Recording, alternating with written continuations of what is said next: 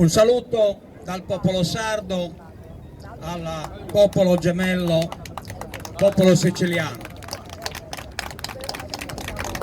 Una giornalista mi ha chiesto poco fa, ma che cosa vi accomuna Sicilia e Sardegna? Beh, intanto siamo due isole che abbiamo due storie, siamo al centro del Mediterraneo, abbiamo avuto una nostra storia oggi nascosta, probabilmente siamo stati protagonisti dei popoli del mare, sia i sardi sia i siciliani, quindi allora quando abbiamo avuto occasione storica di essere liberi probabilmente avevamo relazioni dirette, popolo con popolo, non oggi. Cosa ci accomuna oggi? Ci accomuna lo stesso dominatore, quello che ha issato quella bandiera lì sopra, quello che rubando una corona ai sardi e annettendosi per conquista, per invasione con i mercenari di Garibaldi, con la Wagner di allora. Esisteva anche allora una Wagner con mercenari che sono venuti qui pagati dagli inglesi e dai savoiardi, pagati per conquistare uno stato che già esisteva, e lo stato del regno delle due Sicilie, formato poi storicamente da due regni, prima quello siciliano e poi quello borbonico calabrese, e comunque sia qui c'era uno stato costituito. Bene, l'hanno invaso con i mercenari di Garibaldi, 4 straccioni sono venuti qui, hanno dichiarato briganti i partigiani siciliani e calabresi, li hanno dichiarati briganti per metterli a muro, per fucilarli, per impiccarli e toglierli di mezzo, in modo tale che poi il regno, allora trafugato dai sardi e trasformato in Regno d'Italia, avesse la possibilità di annettersi i territori con un referendum, con un plebiscito che è una vera e propria truffa. Come si votava l'adesione al Regno d'Italia già costituito, che si allargava con le guerre di annessione? Si votava con 2 schede separate, cioè con una scheda unica, in cui si chiedeva se riconosceva come re il Pinco Pallino qualunque dei Savoia e quindi l'annessione, e si votava su urne separate con i carabinieri davanti, e si doveva votare da una parte sì e da una parte no. Ma chi poteva andare a votare no e poi veniva subito arrestato? Chi poteva andare a votare no? Questo è lo Stato italiano. Questo è la cosa che ci accomuna, e di più il dominatore da combattere.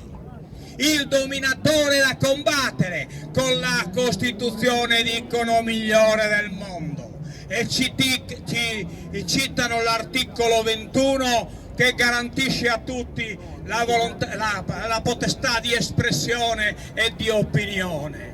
Ma poi l'articolo 5 ci dice che la Repubblica è unica, è indivisibile, cioè non riconosce l'esistenza dei siciliani e dei sardi. E allora chi non esiste? Come può esercitare il diritto di opinione e il diritto di parola se non esistiamo? Cioè quell'esercizio di parola e di opinione è concesso solo se ti dichiari italiano, ma se ti dichiari siciliano o sardo quel diritto non c'è più, perché tu non esisti, e uno che non esiste non può esprimere opinioni. Questa è la situazione. E allora un altro episodio ci accomuna, forse è una mitologia, ma forse non lo è. Ci accomunano i ceci, che si chiamano in italiano, e noi chiamiamo Ciceri e voi chiamate Ciceri. Nel 1282 con questi Ciceri riconoscevano chi era un patriota siciliano e chi era un traditore francese.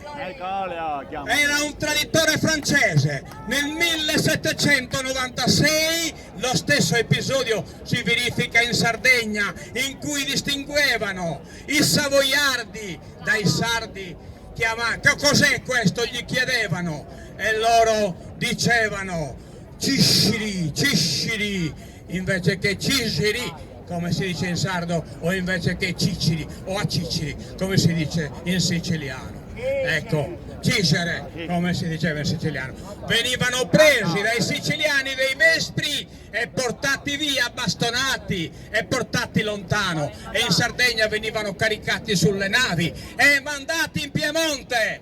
Purtroppo però tornarono e i savoiardi di allora sono gli italiani di oggi e sono ancora presenti, e siamo qui e stiamo attenti anche, perché è vero, l'economia differenziata, l'autonomia differenziata pone dei problemi, ed è vero quello che ha detto qualcuno di voi che è intervenuto poco fa.